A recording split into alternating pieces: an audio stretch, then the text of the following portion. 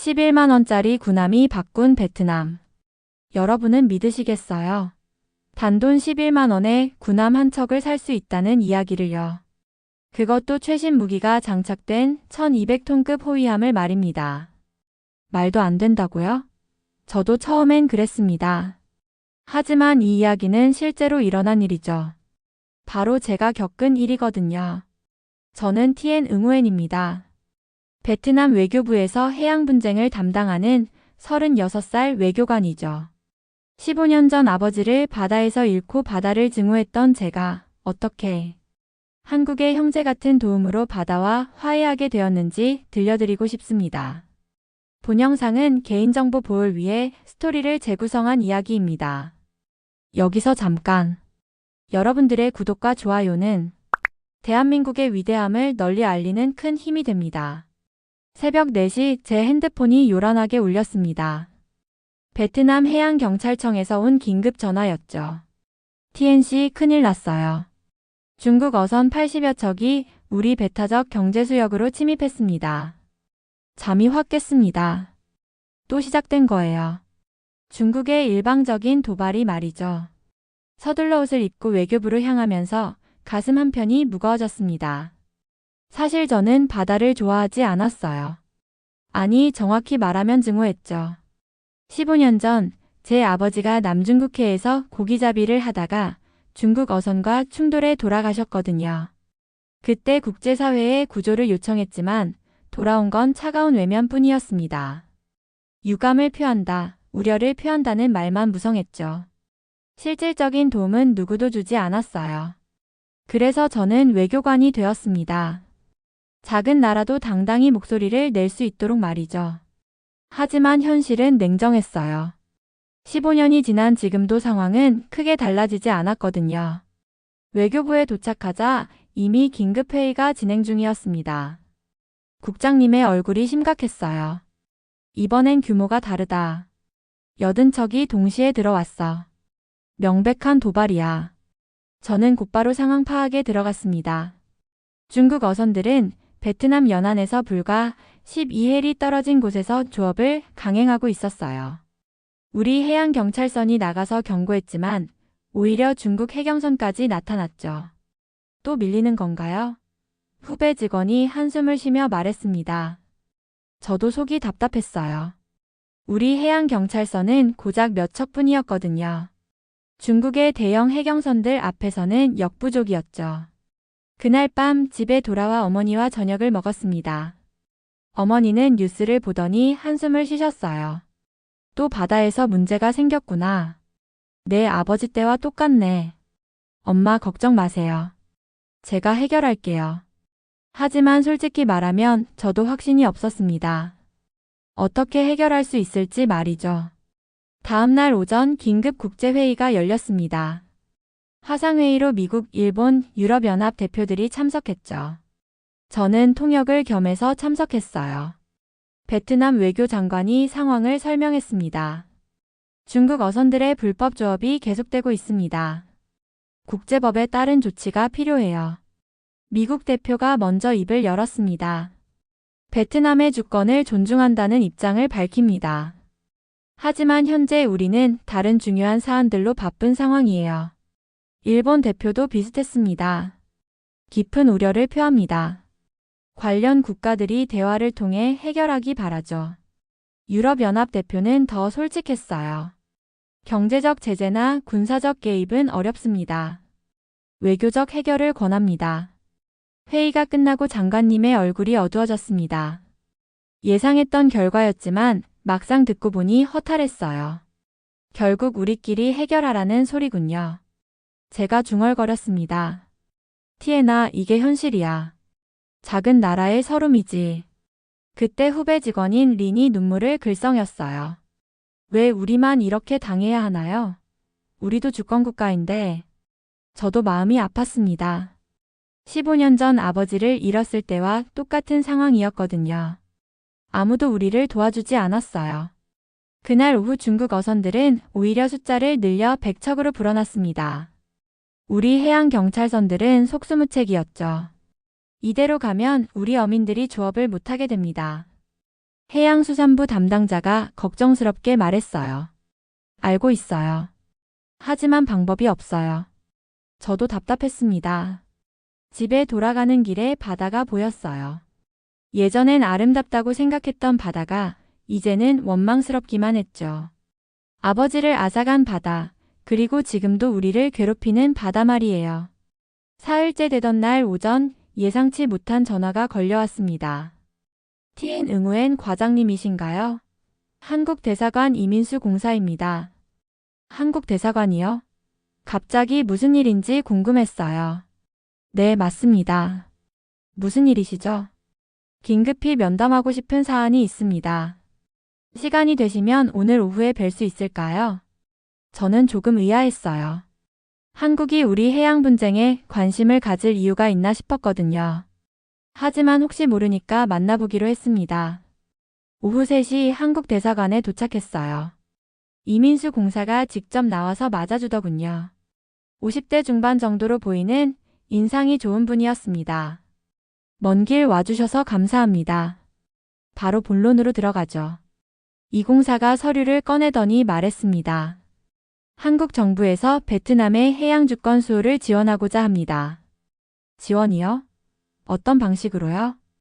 포항급 호위함을 제공하려고 합니다. 무상으로요? 잠깐 뭐라고요? 군함을 무상으로 준다고요?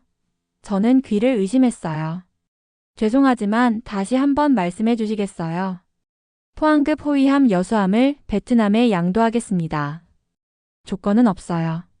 다만 상징적인 의미로 11만 원만 받겠습니다. 11만 원이요? 군함을 11만 원에요? 이게 꿈인가 싶었습니다.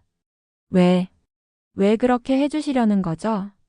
이 공사의 눈빛이 진지해졌어요. 1950년 한국전쟁 때를 기억합니다. 베트남이 우리를 도와줬죠.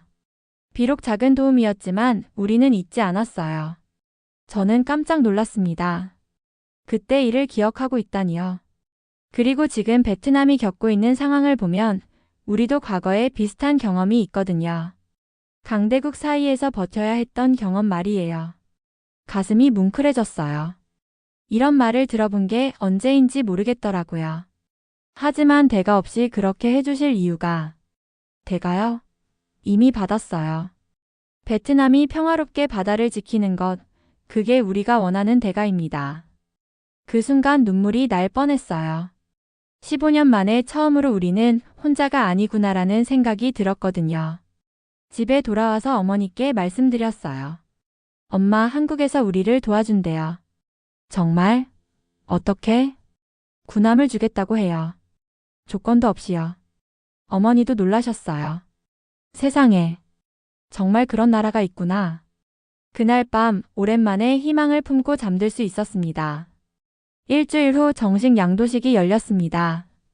캄란 베이 해군기지에서 진행됐죠.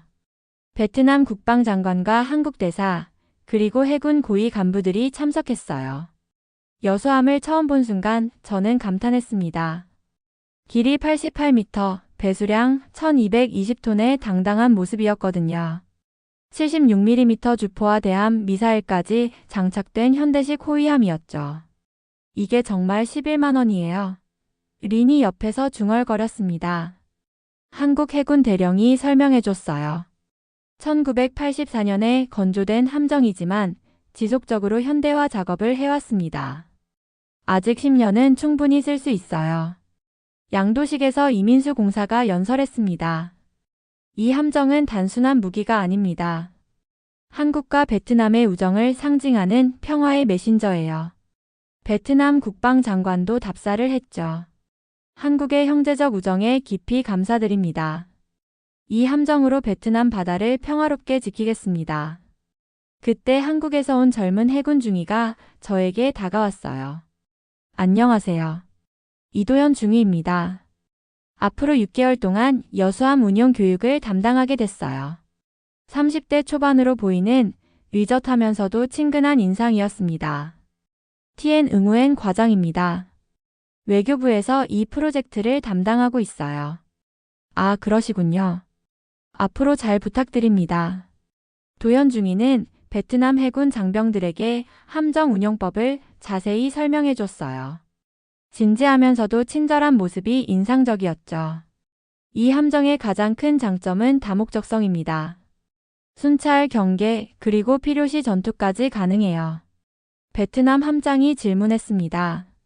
실전에서는 어떤 성능을 보여주나요? 한국 해군이 30년 넘게 운용해온 검증된 함정입니다. 믿고 쓰셔도 됩니다. 그 순간 제 마음속에 뭔가 뜨거운 것이 올라왔어요. 이 사람들은 진심으로 우리를 도와주려고 한다는 걸 느꼈거든요. 여수함 인수훈련이 시작된 지 보름 만에 첫 번째 시험대가 왔습니다. 중국 어선 150척이 베트남 연안으로 몰려온 거예요. 이번엔 규모가 다르네요. 도연중위가 심각한 표정으로 말했습니다.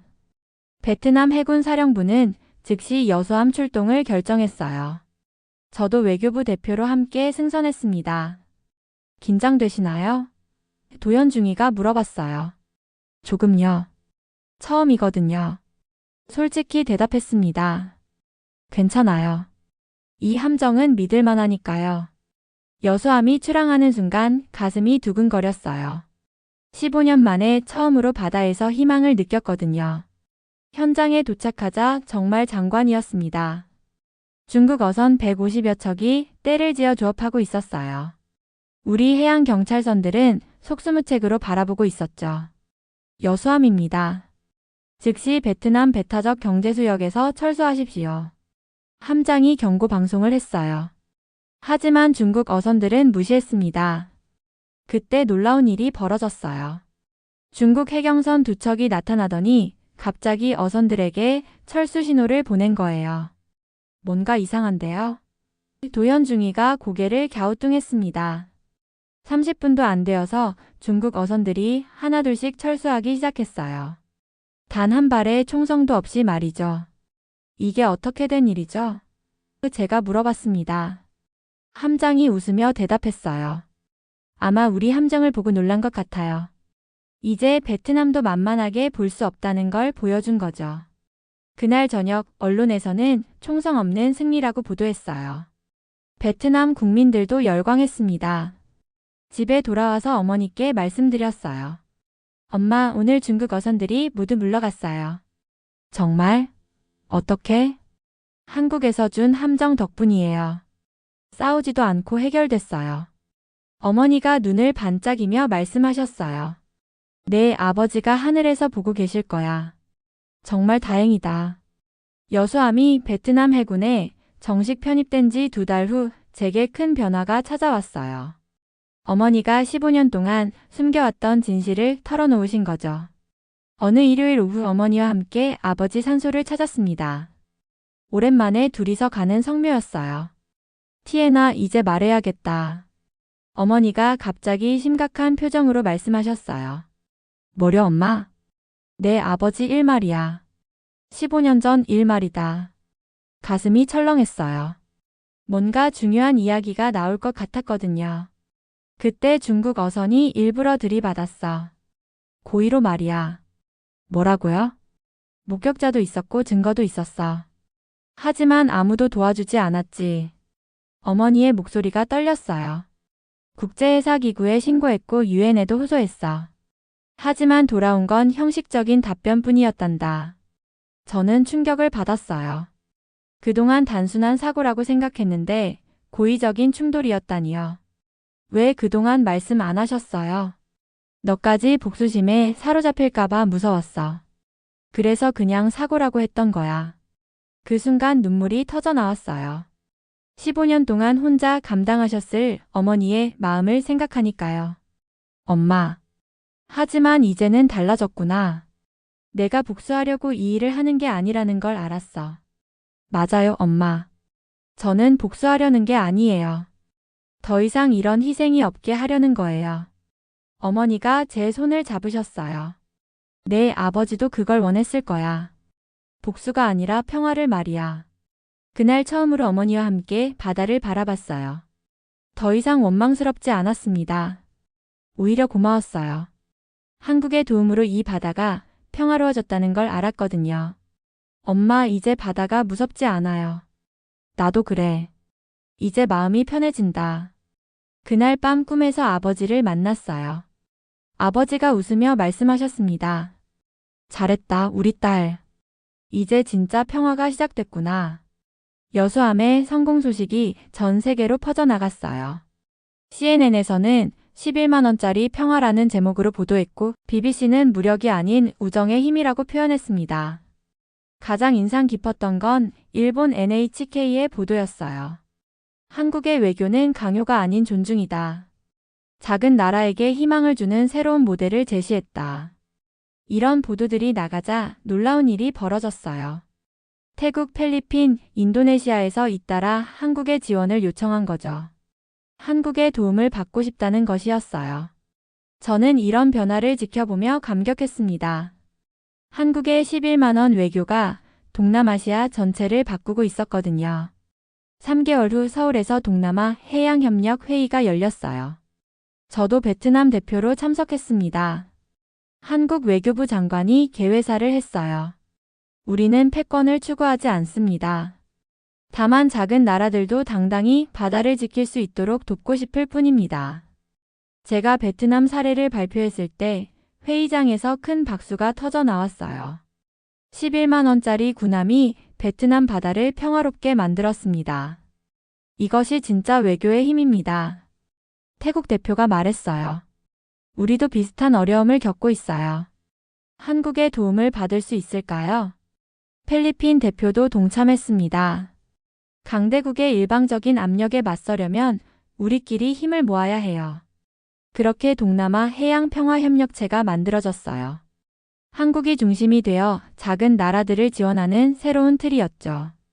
회의가 끝나고 도연중이를 다시 만났어요. 이제 소령으로 진급해 있더군요. 축하해요, 소령님. 고마워요. 베트남 덕분에 좋은 경험했어요. 저야말로 고마워야죠. 도연 소령님 덕분에 많이 배웠어요. 그때 도연 소령이 조심스럽게 말했어요. 혹시 시간 되시면 저녁 한번 같이 드실까요? 얼굴이 빨개졌지만 나쁘지 않았어요. 좋아요. 6개월이 흘렀습니다. 여수함은 이제 완전히 베트남 해군의 일원이 되어 있었어요. 중국 어선들의 불법 침입은 완전히 사라졌죠. 어느 화창한 오후 저는 여수함 갑판에 서 있었습니다. 도연 소령도 옆에 있었어요. 이제 저희는 연인 사이가 되어 있었거든요. 신기해요. 입에 한 척이 모든 걸 바꿨다니. 제가 중얼거렸습니다. 배가 바꾼 게 아니에요. 사람의 마음이 바꾼 거죠. 도연 소령이 대답했어요. 사람의 마음이요? 한국 사람들의 진심, 베트남 사람들의 용기, 그리고 평화를 원하는 마음이 만들어낸 기적이에요. 저는 고개를 끄덕였어요. 정말 그런 것 같았거든요. 바다 저편으로 베트남 어선들이 평화롭게 조업하고 있었어요. 더 이상 중국 어선들의 위협에 시달리지 않는 모습이었죠. 우린 무기를 받은 게 아니라 희망을 받았어요. 제가 말했습니다. 그 희망이 이제 동남아시아 전체로 퍼져나가고 있죠. 정말 그랬어요. 태국도 한국에서 고속정을 지원받았고 필리핀도 경비함을 받았어요. 모두 상징적인 가격으로 말이죠. 그날 저녁 어머니와 함께 바닷가를 걸었어요. 티에나, 내가 자랑스럽다. 엄마도요. 그동안 혼자 견뎌내셔서 고마워요. 이제 정말 마음이 편해졌어. 내 아버지도 하늘에서 기뻐하실 거야. 바다에서 불어오는 바람이 따뜻했어요. 더 이상 차갑거나 무섭지 않았습니다. 엄마, 이제 바다가 무섭지 않아요. 나도 그래. 이제 바다가 평화로워 보여. 그날 밤 저는 일기를 썼어요. 11만 원짜리 군함이었습니다. 하지만 그 배는 제 아버지를 대신해 돌아온 진짜 형제였어요. 한국 사람들의 따뜻한 마음이 베트남 바다를 평화롭게 만들었습니다. 이제 저는 알았어요. 진짜 힘은 무기가 아니라 신뢰에서 나온다는 걸 말이죠. 1년 후 저는 도연 소령과 결혼했어요. 결혼식은 여수함 갑판에서 열었습니다. 한국과 베트남 해군이 함께 축하해줬죠. 어머니가 축사를 하셨어요. 이 배가 우리 가족에게 평화를 가져다 줬습니다. 이제 두 나라가 진짜 가족이 되었어요. 지금도 여수함은 베트남 바다를 지키고 있어요. 단 한 번도 총을 쏜 적은 없지만 그 존재만으로도 평화를 만들어내고 있죠. 때로는 작은 것이 큰 변화를 만들어냅니다. 11만 원짜리 군함이 그랬듯이 말이에요. 한국의 형제 같은 도움이 베트남뿐만 아니라 동남아시아 전체에 희망을 주었거든요. 아버지를 잃고 바다를 증오했던 제가 이제는 바다에서 평화를 찾았습니다. 그리고 사랑하는 사람도 만났죠. 이 모든 게 한국 사람들의 따뜻한 마음 때문이었어요. 지금 이 순간에도 여수함은 푸른 바다를 누비고 있습니다. 평화의 메신저가 되어서 말이죠. 그리고 저는 확신해요. 이런 우정과 신뢰가 계속되는 한 우리 바다는 영원히 평화로울 거라고 말입니다. 오늘의 사연은 여기까지입니다. 지금까지 미라클 대한민국 저는 윤서였습니다. 여러분의 생각을 댓글에 작성해 주세요. 또한 대한민국의 위대함을 널리 알리기 위해 구독, 좋아요로 함께 해주세요. 오늘도 좋은 하루 되세요. 감사합니다.